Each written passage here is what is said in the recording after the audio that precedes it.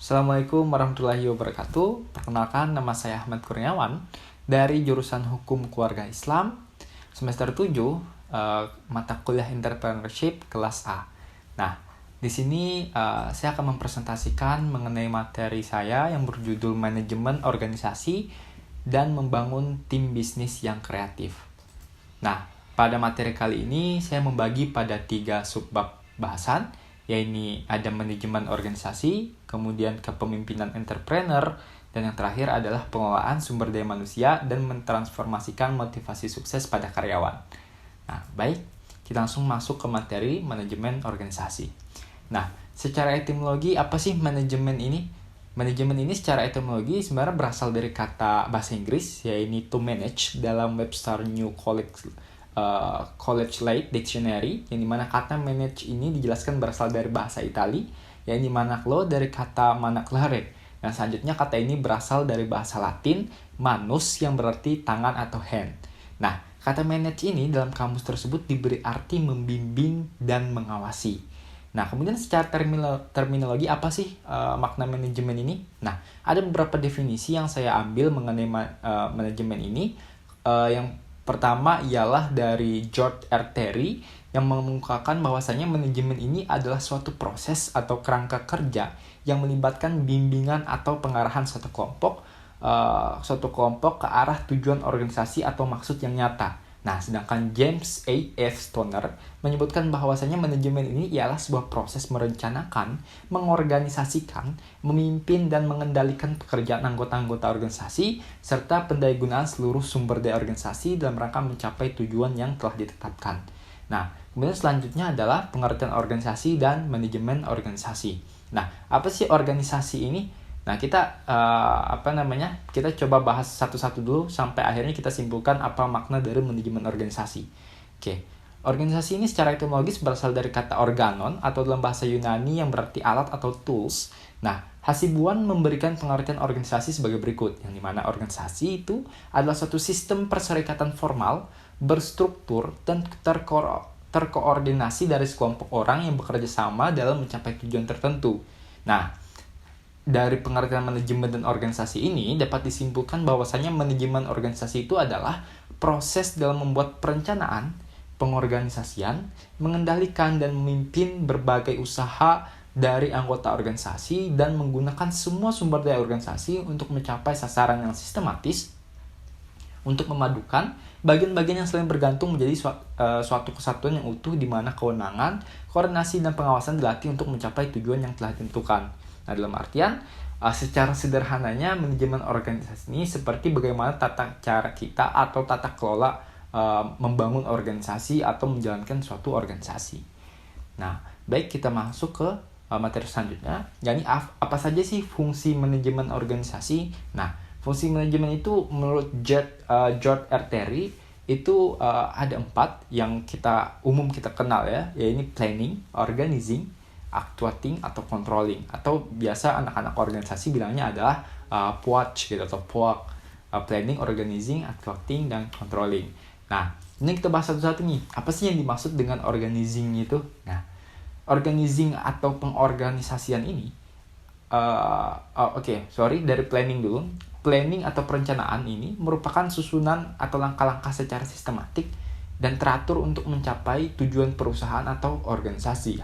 Nah, perencanaan ini menurut George bahwasanya perencanaan itu merupakan tahap awal dari proses manajemen. Karena pada tahap ini itu disusun berbagai aktivitas organisasi ke depannya sehingga tujuan organisasi atau misalnya dalam perusahaannya, tujuan perusahaan dapat tercapai.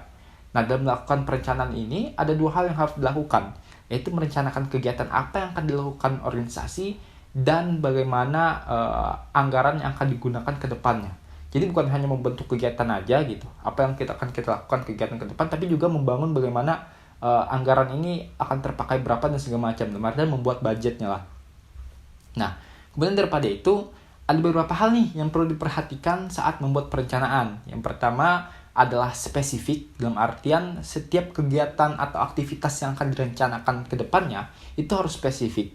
Nah, terus ada measurable, yaitu aktivitas tersebut dapat diukur tingkat keberhasilannya. Jadi nggak salah-salah nih kita buat acara, tapi nggak tahu keberhasilannya seperti apa. Nah itu harus ada tingkat keberhasilannya, kita harus hitung juga. Nah kemudian yang ketiga itu realistik, yang dimana rencana itu ya harus realistis. Misal kita ada tujuan untuk merencanakan suatu hal, merencanakan suatu acara yang dimana membutuhkan sumber daya 100 orang, padahal kita dalam organisasi atau perusahaan punya 30 orang aja itu. Nah, itu kurang realistis gitu. Nah kemudian terakhir adalah itu time atau waktu, yang dimana rencana itu harus ditetapkan, terdapat batasan waktunya. Nah ditetapkan itu dalam artian kita harus punya batas waktu, misal tanggal ini, sehingga nanti menimbulkan yang namanya kalender organisasi atau kalender perusahaan. Nah, kemudian selanjutnya itu ada organizing atau pengorganisasian. Nah, ini adalah suatu kegiatan pembagian tugas kepada setiap sumber daya manusia yang ada di organisasi itu sesuai dengan kemampuannya masing-masing. Nah, yang dimana terdapat dua kegiatan dalam hal organizing ini, yaitu yang pertama adalah staffing dan kedua adalah pemaduan segala sumber daya perusahaan atau dalam artian pengintegrasian. Nah, staffing ini apa sih maksud dengan staffing? Nah, staffing itu adalah menempatkan orang yang tepat pada tempat yang tepat. Nah, dalam artian misal di organisasi kita lihat bahwasanya anak tersebut atau anggota kita pintar dalam hal atau karyawan ya bahasa kalau dalam perusahaan misal pintar dalam hal IT misalnya, tiba-tiba kita taruh dia pada divisi yang lain. Nah ini dalam artian bukan tidak menerapkan staffing tadi, menempatkan orang yang tepat pada tempat yang tepat gitu, sehingga sumber daya yang ada itu akan sia-sia nantinya gitu. Nah kemudian yang kedua tadi adalah pemaduan segala sumber daya perusahaan. Nah maksudnya adalah dalam artian setelah menempatkan orang-orang yang tepat pada tempat yang tepat tadi, nah pemimpin itu perlu mengkoordinasikan seluruh potensi sumber daya yang ada tadi agar semuanya berjalan sinergi gitu, jadi nggak jalan sendiri-sendiri. Nah kemudian yang ketiga itu ada actuating atau menggerakkan semua anggota kelompok untuk bekerja sama mencapai tujuan organisasi atau perusahaan. Nah tahapan ini terdiri dari kepemimpinan dan koordinasi, yaitu memimpin organisasi atau perusahaan itu dalam artian bagaimana cara mereka supaya bekerja sama gitu untuk mencapai tujuan organisasi atau tujuan perusahaan. Nah, yang dimana tentunya actuating ini berguna untuk menghindari persaingan yang ada antar sumber daya yang bisa mengakibatkan tidak tercapainya tujuan organisasi atau perusahaan nantinya gitu. Dan yang terakhir itu controlling, yang dimana controlling ini jangan hanya dipahami sekedar mengendalikan pelaksanaan berbagai kegiatan, nah gitu, tapi juga harus dibarengi dengan koreksi-koreksi apabila ada aktivitas atau kegiatan yang sebelumnya direncanakan pada tahap awal tadi itu tidak dilakukan sebagaimana mestinya pada tahap perencanaan. Dalam arti misalnya kita rencananya pada kegiatan ini kita harus A, B, C. Nah tiba-tiba pada saat berjalannya kegiatan itu tiba-tiba D, E, F gitu dikerjakan. Nah ini harus dilakukan koreksi saja, jadi bukan hanya controlling sekedar melihat dan mengendalikan saja gitu. Nah kemudian materi selanjutnya, setelah kita memahami fungsi manajemen, kita masuk kepada komponen-komponen organisasi. Nah komponen-komponen organisasi itu ada 3 hal supaya organisasi itu dapat berjalan sebagaimana mestinya atau bagaimana organisasi itu dapat dikatakan sebagai organisasi yang baik. Nah, ada 3 komponen, itu ada sistem, struktur, dan tujuan. Nah, kenapa kalau kita lihat di PPT, tujuan paling gede itu rodanya untuk menggerakkan semua. Karena suatu organisasi itu tidak akan bergerak tanpa adanya tujuan gitu. Jadi kalau organisasi tanpa tujuan itu sama halnya dengan seperti halnya komunitas namanya gitu. Tidak punya tujuan pasti gitu, hanya mengumpulkan orang-orang saja yang mempunyai minat yang sama gitu, sedangkan tujuan organisasinya nggak ada. Nah kita bahas satu-satu terkait tujuan, struktur, dan sistem. Nah yang pertama dulu adalah tujuan. Nah apa sih tujuan ini? Nah tujuan ini bisa dibilang sebagai motivasi atau misi atau sasaran, intinya hal-hal yang sinonim lah dengan bahasa tujuan itu, yang dimana sasaran atau misi atau motivasi ini akan dicapai dalam rentan waktu tertentu gitu. Nah, tujuan ini berdasarkan rentang dan cakupnya dapat dibagi dalam beberapa karakteristik. Nah, antara itu ada tujuan jangka panjang, tujuan jangka pendek, tujuan jangka menengah. Nah, kemudian yang kedua selanjutnya itu adalah struktur. Nah, struktur organisasi ini adalah susunan komponen-komponen atau unit-unit kerja dalam organisasi.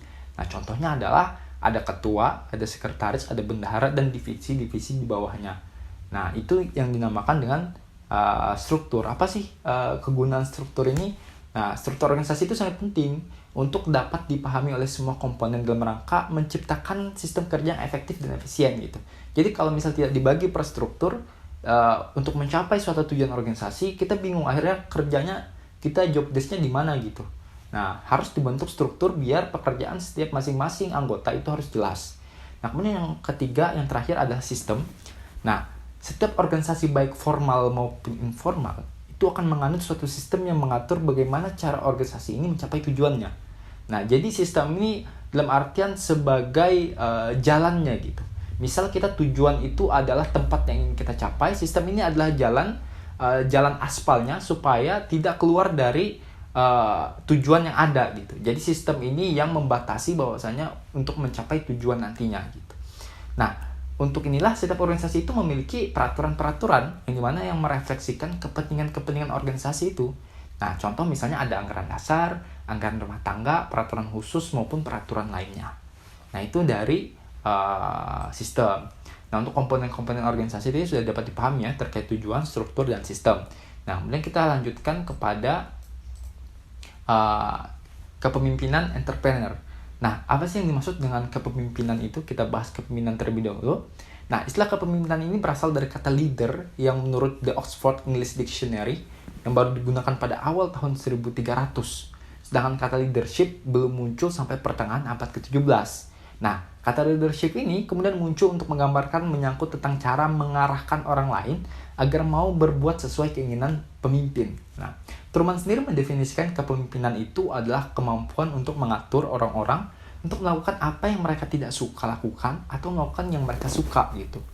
Nah, sedangkan Davis mendefinisikan kepemimpinan itu sebagai suatu proses yang mempengaruhi kegiatan seorang atau kelompok dalam usaha mencapai tujuan. Nah, bahasa sederhananya adalah kepemimpinan itu adalah seni untuk mengatur seorang itu atau kelompok.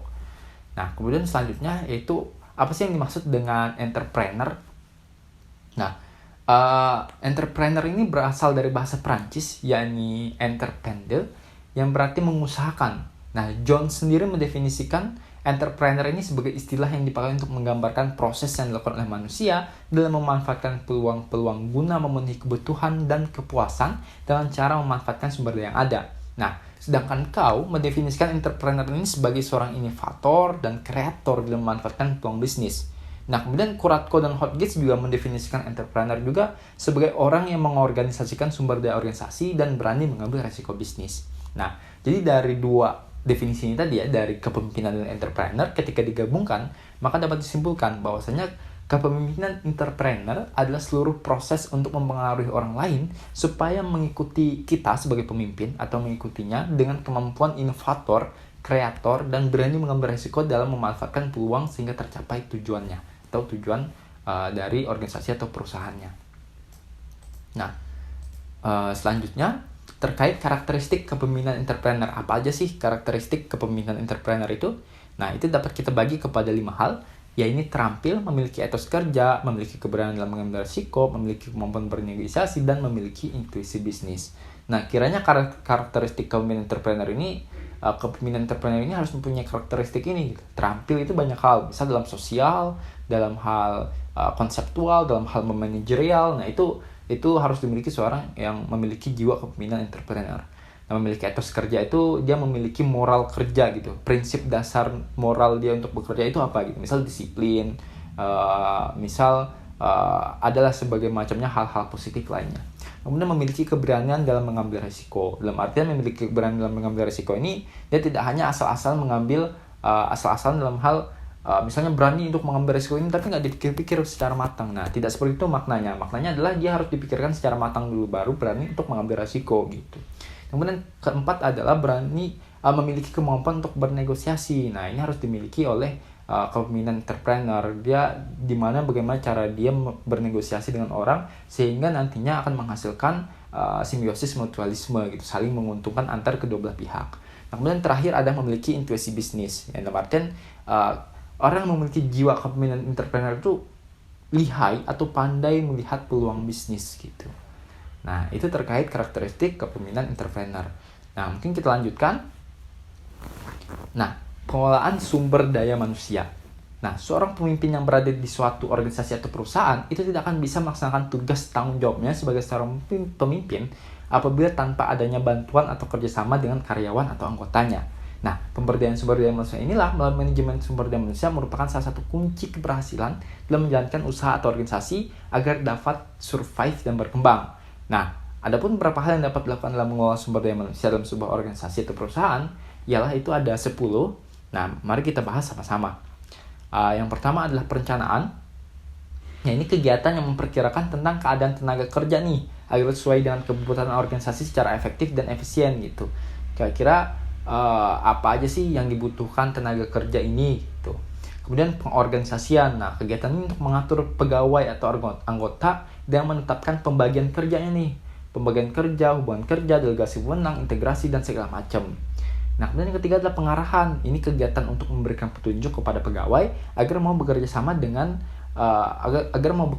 dan bekerja efektif serta efisien. Jadi diarahkan, bukan hanya direncanakan seperti tadi gitu. Kemudian yang keempat adalah pengendalian. Nah, ini kegiatan mengendalikan pegawai atau anggota agar menaati peraturan organisasi dan bekerja sesuai dengan rencana apa yang ingin pemimpin tuju gitu, atau apa yang ingin organisasi tuju gitu. Yang kelima adalah pengembangan. Nah, ini proses peningkatan keterampilan teknis, teoritis, konseptual, dan segala macam. Dalam artian bagaimana ini nanti para anggotanya bisa berkembang gitu. Nah, itu biasa dengan cara pelatihan dan pendidikan. Yang keenam adalah kompensasi. Nah, kompensasi ini dalam artian seperti pemberian balas jasa langsung lah, entah itu berupa uang, barang, atau hal sebagainya. Kalau dalam organisasi kita biasanya misalnya ada suatu hal, acara sukses, kita bisa acaranya makan-makan dan segala macam. Nah, ini masuk dalam konsep kompensasi tadi. Nah, kemudian yang ketujuh adalah pengintegrasian. Ini kegiatan untuk mempersatukan kepentingan organisasi dan kebutuhan pegawai. Jadi kita dalam artian melihat kebutuhan pegawai juga, bukan hanya melihat bahwasanya organisasi ini loh punya tujuan ini gitu. Tapi harus melihat juga bagaimana sih pegawai ini, apa sih yang dia butuhkan gitu. Agar nanti tercipta kerjasama yang serasi dan saling menguntungkan antar organisasinya sebagai badan dan juga antar pegawainya sebagai individu. Yang kemudian ke-8 adalah pemeliharaan. Nah, kegiatan ini itu untuk meningkatkan kondisi fisik, mental, dan loyalitas itu sehingga nanti pekerja atau anggota itu mau setia gitu nanti. Jadi anggota itu tetap harus ada melakukan pemeliharaan dengan cara ya banyak hal yang bisa kita lakukan. Nah, kemudian yang ke-9 ada kedisiplinan. Nah, itu merupakan salah satu fungsi manajemen sumber daya manusia yang penting dan merupakan kunci terwujudnya tujuan organisasi. Nah, karena tanpa adanya kedisiplinan ini, nanti sulit untuk mewujudkan tujuan yang maksimal gitu. Nah, 10 adalah yang terakhir itu pemberhentian. Nah, ini merupakan putusnya hubungan kerja kalau dalam perusahaannya dan hubungan antar sebagai anggota organisasi kalau dalam organisasi gitu. Nah, pemberhentian ini juga perlu karena dalam artian kita nggak bisa menerima semua orang dalam organisasi atau suatu perusahaan kalau misalnya orang tersebut atau individu tersebut telah menyimpang dari apa yang ingin dicapai oleh perusahaan atau organisasi, misal melanggar ADRT dan sebagainya gitu. Ini malah merugikan dari organisasi atau perusahaan sendiri nantinya. Nah, mungkin itu 10 hal yang perlu diperhatikan dalam pengelolaan sumber daya manusia, baik di organisasi maupun di perusahaan. Nah, yang terakhir, mentransformasikan motivasi sukses pada karyawan. Ini seperti apa gitu. Nah, dalam hal memberikan motivasi sukses pada karyawan ini tentu penting banget dan menjadi poin sentral bagi seorang pemimpin. Nah, karena pemimpin itu menjadi panutan nantinya gitu. Bagaimana bisa memotivasi para karyawannya. Nah, tentunya karyawan atau anggota yang memiliki motivasi sukses itu berbeda dengan karyawan anggota yang tidak memiliki motivasi sama sekali. Karena pada umumnya karyawan atau anggota yang memiliki motivasi sukses itu memiliki etos kerja atau semangat juang yang lebih baik dibandingin yang tidak memiliki gitu. Nah, oleh karena itu terdapat beberapa faktor dalam memotivasi karyawan atau anggota. Yang pertama itu pemimpin itu harus memiliki perilaku karismatik, yaitu menyediakan visi, naluri tugas, kebanggaan, mendapatkan penghargaan hingga kepercayaan. Nah, kemudian kedua adalah motivasi inspirasional. Ini perlu dalam artian komunikasi dengan harapan yang tinggi. Bagaimana dari pemimpin dapat memotivasi para anggota atau karyawannya. Nah, kemudian yang ketiga adalah stimulasi intelektual, seperti mempromosikan kecerdasan, rasional, seni dalam menyelesaikan masalah. Jadi bagaimana nantinya pemimpin itu memberikan stimulasi intelektual kepada para anggotanya. Namun yang keempat adalah memperlakukan karyawan dengan memberi perhatian pada setiap individu. Nah, seperti perhatian pribadi dan sebagaimana seperti pelatihan dan segala macam. Jadi perilaku karismatik, motivasi inspirasional, stimulasi intelektual itu seperti halnya nanti juga akan tenggelam kalau misalnya kita tidak memperlakukan karyawan dengan baik gitu. Nah, mungkin itu yang bisa saya sampaikan mengenai materi kali ini. Saya ucapkan terima kasih. Assalamualaikum warahmatullahi wabarakatuh.